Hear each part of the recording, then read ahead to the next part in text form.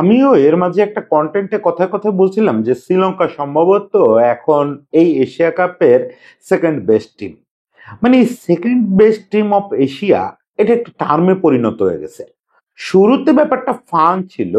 আফগানিস্তান টিমের পক্ষ থেকে যখন বলা হলো যে তারা হচ্ছে এশিয়ার সেকেন্ড বেস্ট টিম, তখন এটা নিয়ে ফান হলো। পরে কিন্তু এই টার্মটা বিশ্লেষকদের মধ্যে বেশ জনপ্রিয় হলো। ইভেন দেখলাম ক্রিক ইনফোতে আকাশ চোপড়া বিশ্লেষণ করতেছেন যে পাকিস্তান কি নিজেদের সেকেন্ড বেস্ট টিম হিসাবে প্রুভ করতে পারবে, বা অনেকে অনেক জায়গায় কেউ বলতেছে যে না, শ্রীলঙ্কা হচ্ছে সেকেন্ড বেস্ট টিম।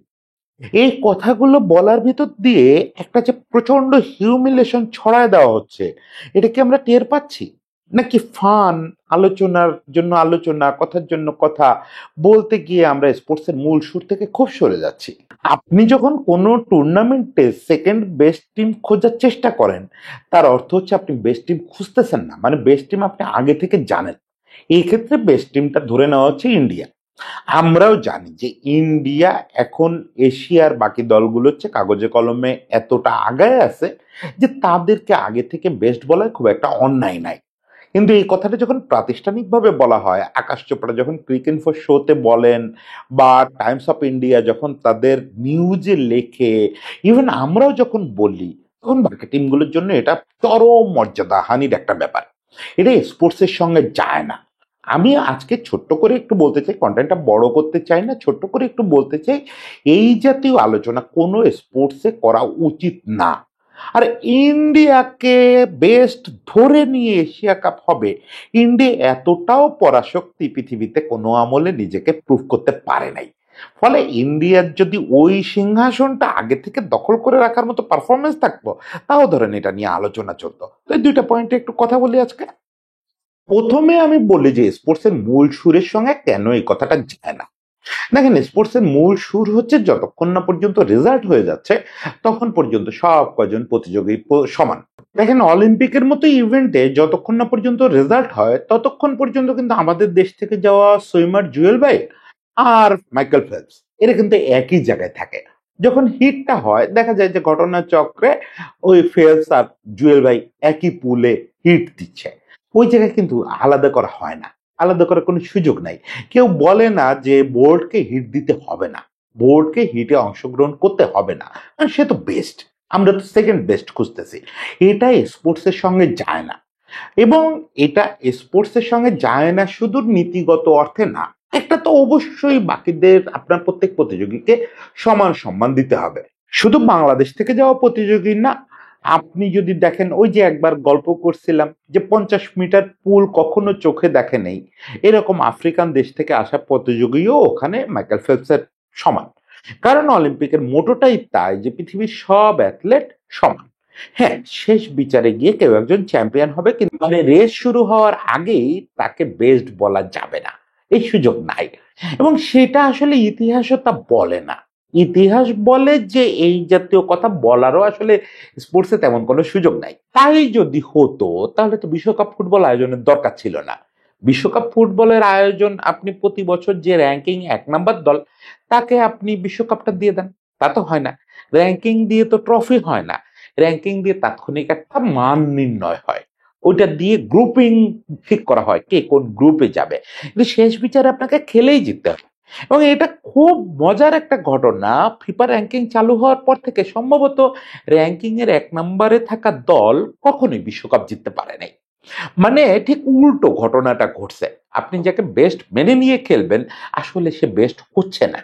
এবং আপনি যদি গ্লোবাল সাফল্যের কথা ভাবেন, তাহলে তো বেশিরভাগ বিশ্বকাপ ট্রফি ভাগ করে ব্রাজিল আর জার্মানিকে দিয়ে দিলেই চলতো।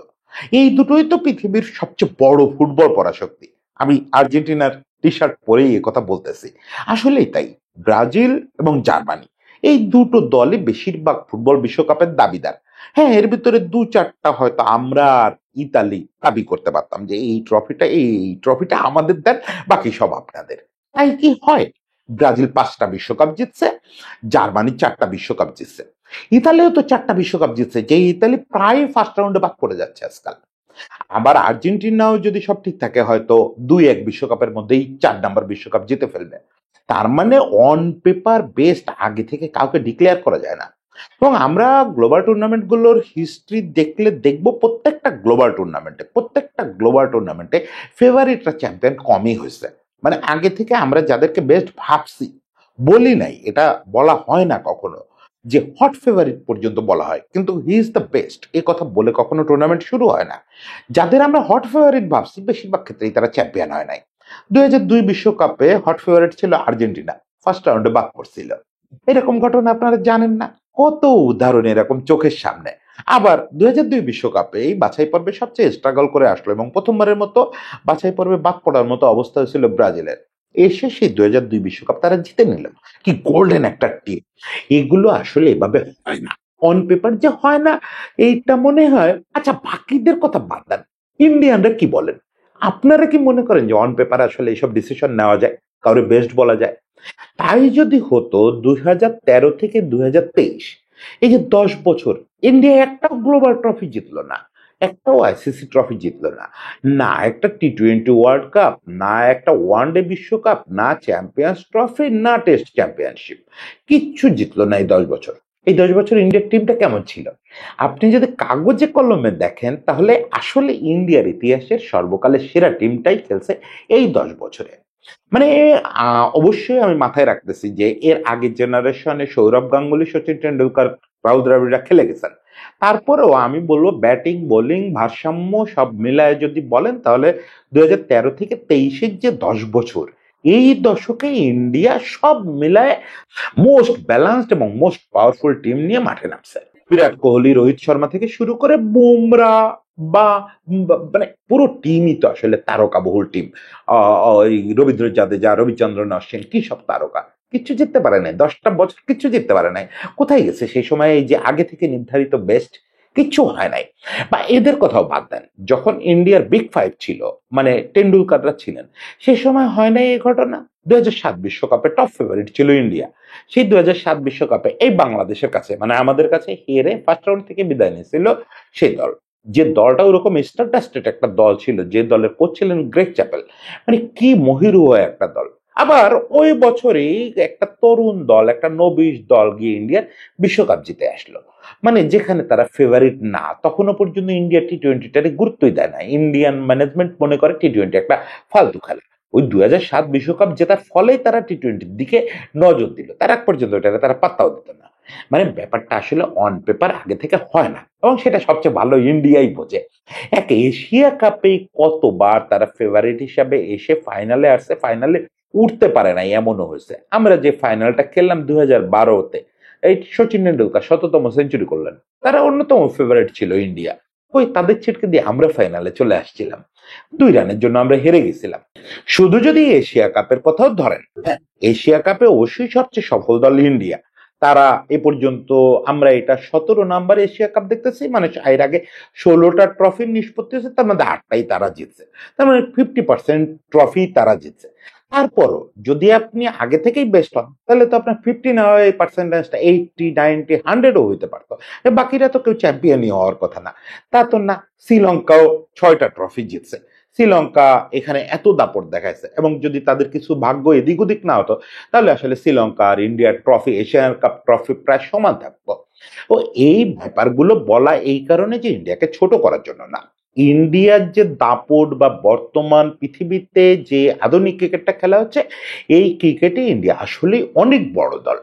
আমি বলি এইভাবে যে অস্ট্রেলিয়ার যে একাধিপত্য আমরা 80-র দশকে, মানে ওয়েস্ট ইন্ডিজের পতনের পর থেকে দেখছি, সেই একাধিপত্যটাকে ভেঙে দিছে আসলে ইন্ডিয়া। এখন ক্রিকেট পাওয়ারের একটা বিকেন্দ্রীকরণ হয়েছে। অস্ট্রেলিয়ার একার হাতে পুরো পাওয়ারটা নাই, মানে মাঠের পাওয়ারের কথা বলতেছি। ইন্ডিয়া বড় পরাশক্তি হয়ে উঠছে, ইংল্যান্ড দুর্দান্ত খেলতেছে, নিউজিল্যান্ড ভালো চ্যালেঞ্জার। মানে অন্তত 4টা দল গ্লোবালি খুব ভালো করতেছে। ফলে ইন্ডিয়াকে অবশ্যই কৃতিত্ব দিতে হবে। ফলে 80-র দশক থেকে শুরু করে লম্বা সময় অস্ট্রেলিয়ার যে একাধিপত্য ছিল ক্রিকেটে, সেটা ভেঙে দেওয়ার জন্য আমরা অবশ্যই ইন্ডিয়াকে কৃতিত্ব দেবো। এবং এটা সত্যি যে এশিয়ার বাকি দলগুলোর ক্রিকেট স্ট্যান্ডার্ড যে জায়গায় গিয়ে ঠেকছে, মানে কারোর কারোটা অনেক নামছে, বিশেষত পাকিস্তানেরটা খুব দুঃখজনকভাবে পতন হয়েছে পাকিস্তানের। এটা আবার তারা দ্রুত সামলায়ও নেবে। পাকিস্তানে প্রচুর ন্যাচারাল ট্যালেন্ট আসে, একটু সিস্টেমটা ভালো করলে পাকিস্তান আবার শক্তিশালী হয়ে উঠবে। শ্রীলঙ্কা ট্রানজিশনের ভেতর দিয়ে যাচ্ছিল, শ্রীলঙ্কা প্রায় সেই সময়টা পার করে ফেলছে। শ্রীলঙ্কা খুব দ্রুত আবার বিশ্বের চ্যালেঞ্জার হয়ে যাবে। মানে যেরকম জয়বর্ধনেদের সময় ছিল, সাঙ্গা জয়বর্ধনেদের সময়, সেটা খুব দ্রুত এই কুশল মেন্ডিসদের টিমটা হয়ে যাবে। বাংলাদেশ টিম নিয়ে ভবিষ্যৎবাণী করা কঠিন, কিন্তু এশিয়ার আধিপত্যটা, বাকি দলগুলোর আধিপত্যটা কমছে, ফলে আবার ইন্ডিয়ার বাড়ছে, ফলে ব্যবধানটা একটু বেশি মনে হচ্ছে আজকাল, যে ইন্ডিয়ার মাঠে নামার দরকার নেই, এমনি জিতে যাবে। এগুলো আড্ডায় বলা ঠিক আছে, কিন্তু ওই যেটা বললাম শুরুতে, যে এই সব যুক্তিতে আপনি নৈতিক কারণে এবং বাস্তবতার কারণে আপনি কখনোই বেস্ট বলে আগে থেকে কাউরে মেনে নিতে পারেন না। আপনি যখনই second best team of Asia খোঁজা শুরু করেন, তখন আসলে বাকিদের প্রচন্ড হিউমিলেট করা হয়, বলাই হয় যে ইন্ডিয়ার খেলার দরকার নাই। এরকম ক্ষেত্রে আমি সুপারিশ করব, যদি আপনারা ইন্ডিয়ান ক্রিটিকরা এটাকে সত্যি মনে করেন, তাহলে আপনারা এশিয়া কাপ খেলা বন্ধ করে দিতে পারেন। যেটা আসলে আমি দেখছি, যে এশিয়া কাপ শুরুর আগে রবিচন্দ্রন অশ্বিন থেকে শুরু করে অনেক ভালো ভালো বিশ্লেষক, যাদের উপরে বেশ রেসপেক্ট ছিল, যে যারা এথিক্যাল আলোচনা করেন, শুধুমাত্র টেকনিক্যাল আলোচনা করেন না, যাদের মধ্যে এথিক্সটাও আছে, তারা যেভাবে কথা বলতেছিলেন যে এশিয়া কাপে আসলে ইন্ডিয়ার খেলাটা দরকার হয় না, একটা ইন্ডিয়া এ দল পাঠাইলেও অন্তত ইন্ডিয়ার সঙ্গে কম্পিট করতে পারে, এগুলো আমি আবারও বলি চার দোকানের কথা হতে পারে, বা আপনি মনে মনে ধারণ করতে পারেন যে আসলে ইন্ডিয়ার সঙ্গে বাকিদের ব্যবধানটা বেড়ে গেছে। তো এগুলো যখন অশ্বিনের মতো একজন প্রাজ্ঞ মানুষ তার বিশ্লেষণে বলে, তখন যেটা হয়, স্পোর্টসটারে না পায়ে মারায় ফেলা হয়, একদম পায়ে মারায় ফেলা হয়। তো সত্যি যদি আপনারা তাই মনে করেন, যেমন অস্ট্রেলিয়া তো আমাদের এশিয়ান অঞ্চল থেকে ফুটবল বেরোয় গেছে, ওরা তো আর আমাদের জন্য খেলে না, কেউ যদি নিজের অতিরিক্ত যোগ্য মনে করে, আপনারা এসএসসির সঙ্গে বসেন, এসএসসির সঙ্গে আলোচনা করেন। আপনারা এশিয়ান যে লাভের মধু, যেটার জন্য আপনারা পাকিস্তানের সঙ্গে হাত না মিলান কিন্তু খেলতে চান, যেটার জন্য আপনারা সীমান্তের কথা বলে অনেক কিছু বর্জন করেন কিন্তু খেলা বন্ধ করেন না, যে কোনো মূল্যে খেলবেন, এশিয়ান মধু তো খাবেন, এশিয়ান মধু খাওয়াটা বন্ধ করেন, আপনারা অন্য কোনো একটা জোনের সঙ্গে কন্ট্যাক্টে যান।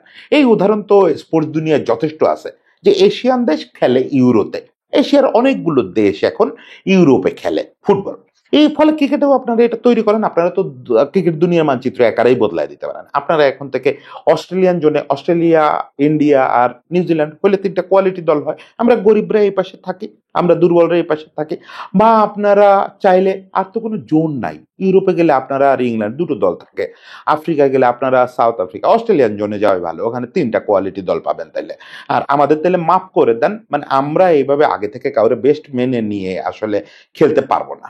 ফাইনালে যেতেন, তারপরে বেস্ট বলে স্যালুট করে চলে আসবো, তার আগ পর্যন্ত নিজেদের বেস্ট ডিক্লেয়ার করেন না। সবাই ভালো থাকবেন, সবার জন্য শুভেচ্ছা।